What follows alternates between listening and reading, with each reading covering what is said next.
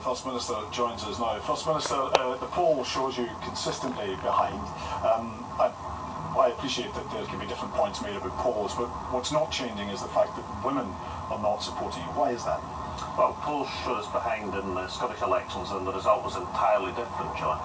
But I think in terms of women voters, the way we're going to approach this is basically how we have the debate.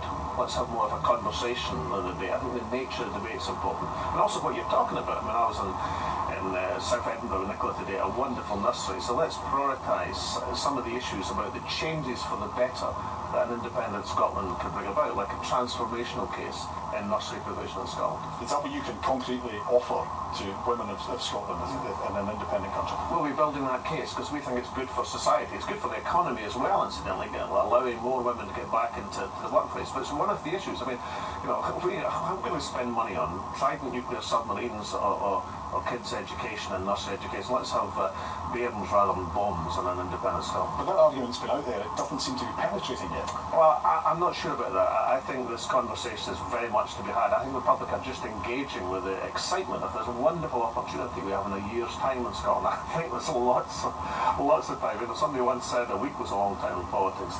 A year's a very long time in politics. So let's embrace this debate and let's talk about Scotland's future.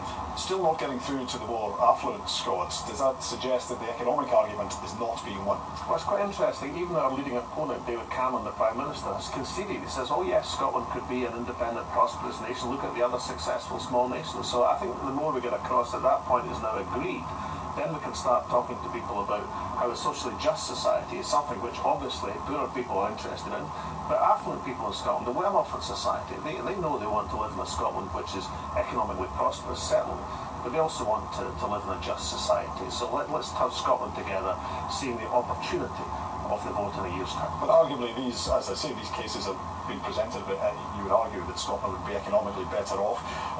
We've had 20 months or so of the debate already, and the affluent don't seem to be convinced. Well, I think people are now engaging with the debate for a year to go. I think this was an important milestone. The White Paper in November will be another significant date. But, people will engage with this debate on their own time. It's not dictated by politicians, even by STV.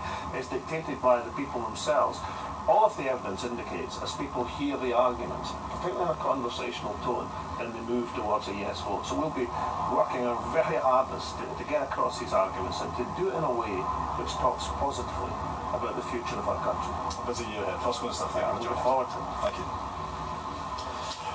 Well, up and down the country, the First Minister will be trying to persuade voters to join him on the road to independence. At 6 a.m. this morning, our own reporter Gordon Cree set out on his own road to the referendum, driving from John O'Groats down to Gretna Green. And he spoke to ordinary Scots about their views en route.